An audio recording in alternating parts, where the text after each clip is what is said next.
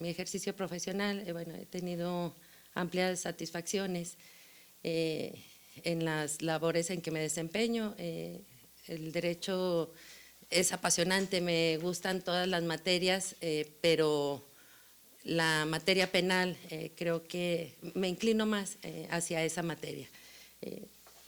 No sé si hubiera algo más. Bueno, me he sentido satisfecha el estar sirviendo de esta manera a los justiciables, siempre apegada a la legalidad y pues dedicándoles el tiempo y la atención que cada asunto merece, el máximo, la máxima atención, ¿verdad? Que cada asunto requiere de acuerdo a las necesidades de cada caso en concreto y constreñida estrictamente a observar las disposiciones legales aplicables.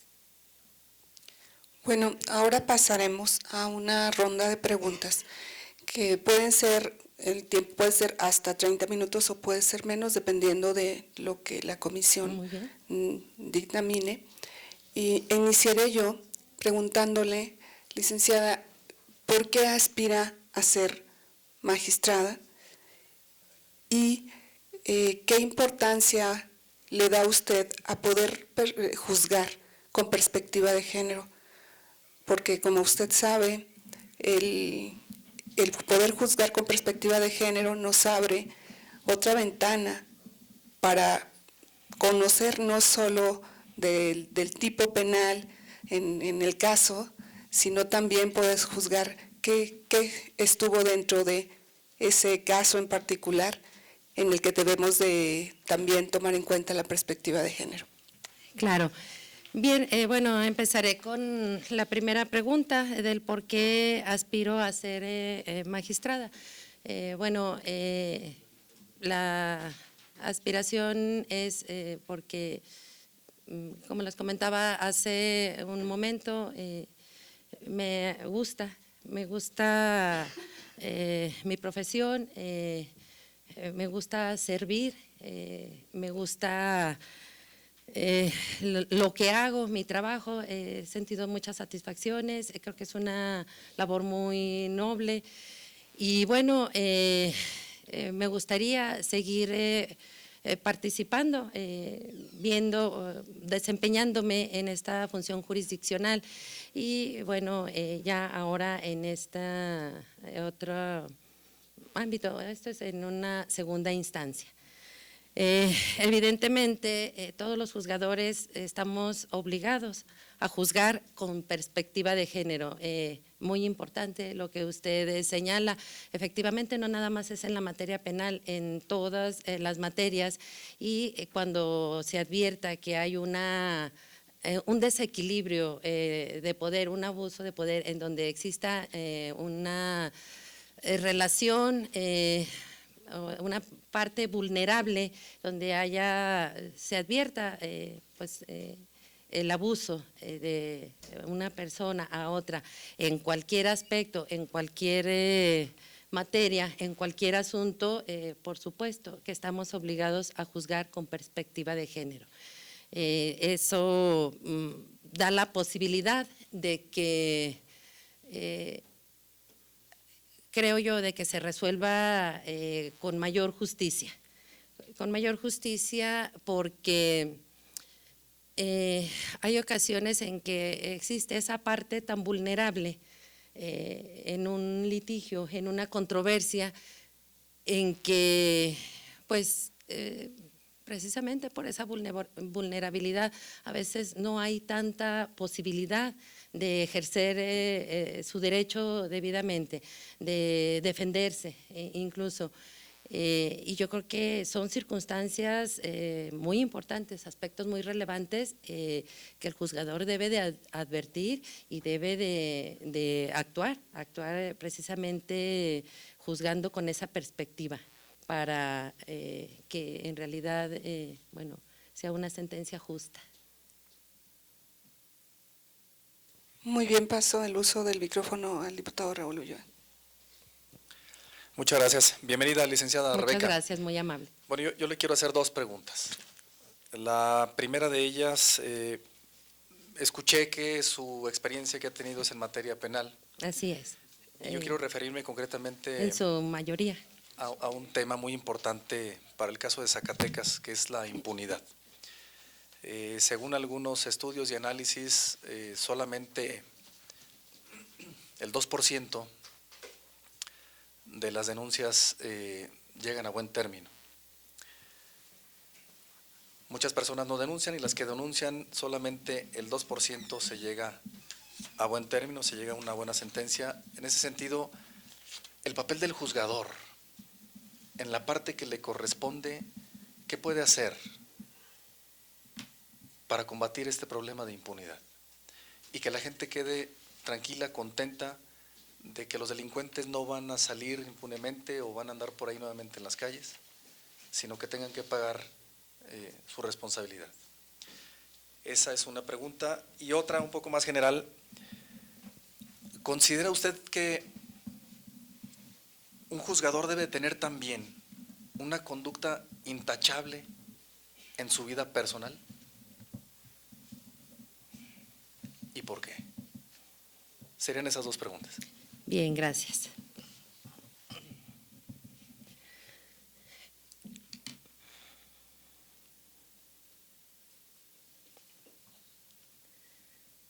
Bien, respecto del primer cuestionamiento, ¿qué hacer para que quien resulte responsable de una conducta delictiva sea justamente sancionada por ello? Creo que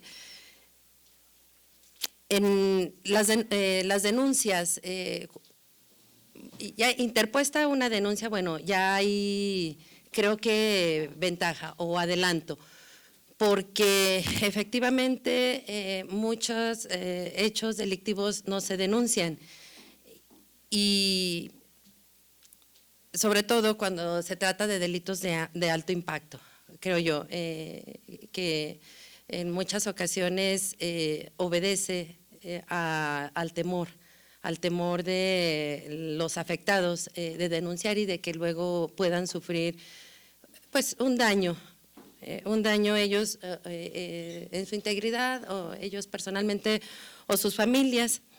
Y yo creo que ha habido muchas campañas, sobre todo para prevenir el delito e incluso para denunciar estos hechos, que bueno, eso es para prevenir o que se haga la denuncia correspondiente.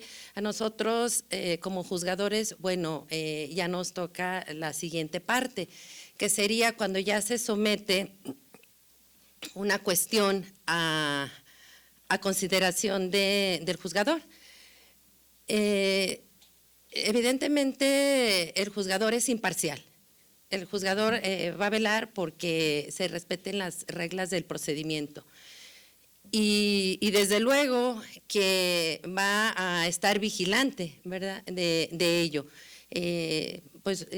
A actuar con toda legalidad, actuar procurando que efectivamente se haga justicia en un hecho donde pues se acredite la comisión de ese hecho y la responsabilidad penal de quien lo haya cometido. No debemos olvidar que actualmente, bueno, tenemos, está en vigencia el sistema penal acusatorio adversarial. Ahí, bueno, el control, sobre todo de la información de cómo se desarrollan las audiencias, generalmente es entre las partes. Es un control horizontal.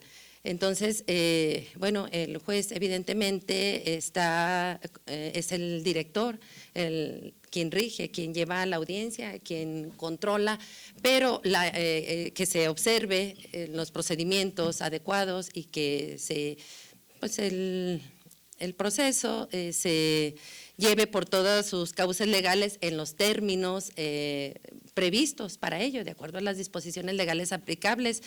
Pero las partes son las que litigan, son las que contienden, y el juez, a menos de que se trate de violaciones fuertes violaciones a derechos humanos de las personas, que se trate pues de salvaguardar también intereses, el interés superior del menor, o por ejemplo actuando, juzgando con perspectiva de género, bueno, creo que tenemos más incidencia, podemos incidir más.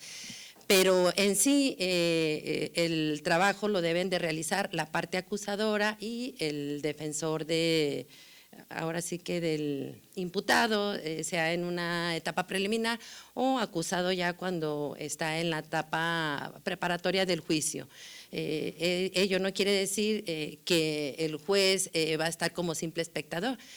Como les decía, el trabajo, la función del juez es importantísima, va a estar dirigiendo y va a estar direccionando que todo se lleve en la forma y términos que exige la ley. Entonces, bueno, creo yo que para que los asuntos llegaran a buen término, es un trabajo en conjunto. Es desde luego pues de la parte víctima que está representada, sus intereses están representados por el Ministerio Público.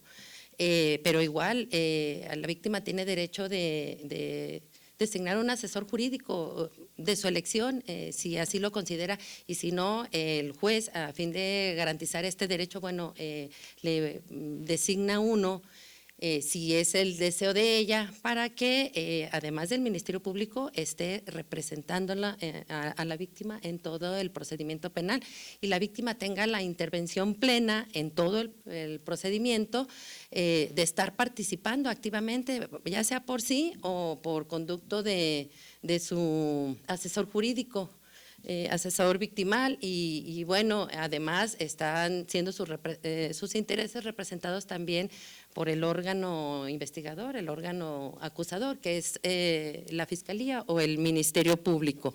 Es la otra parte, por supuesto, pues también deberá de hacer lo propio para si el imputado o el acusado, bueno, no es responsable, bueno, se aportan las pruebas pertinentes, las pruebas necesarias para que cada parte demuestre su teoría del caso, y ya será de llegar hasta la etapa de juicio donde se reciben de manera oral ante la presencia del tribunal, evidentemente las partes presentes y debidamente asistidas además por quienes los representan, y es cuando se puede tomar una decisión, apegados, por supuesto, a la estricta legalidad y conforme al material probatorio desahogado que fuera admitido a las partes. Creo que se ha estado haciendo buen trabajo, algunos asuntos no llegan a sentencia porque precisamente las bondades del sistema son muchas, y hay varias otras formas de que estos asuntos concluyan, que lleguen a buen término sin el dictado de una sentencia condenatoria. Tenemos salidas alternas y hay también un procedimiento abreviado, que es una forma de acelerar el procedimiento, en donde, bueno, la parte víctima obtiene sus pretensiones. Sobre todo una de las más importantes es que se le cubre el pago de la reparación del daño sufrido por el hecho delictivo. Y bueno, el imputado también adquiere ahí en este procedimiento, bueno, ciertos beneficios, como lo son el obtener una pena mucho menor a la que está prevista para un juicio ordinario. Este sería un juicio extraordinario. Obtiene una pena menor, incluso a veces, si no es un delito grave que no tenga una penalidad muy alta, puede alcanzar un beneficio, un sustitutivo penal, y no tendrá que estar padeciendo prisión preventiva, no tendrá que estar sujeto a prisión preventiva. Entonces, bueno, yo creo que sí hay muchos asuntos que llegan a buen término y yo creo que un buen término o que concluyan de una óptima forma es esta, de optar por una salida alterna en donde cada parte obtiene sus pretensiones y bueno, no queda impune ese hecho, finalmente hay sanciones. Entonces, creo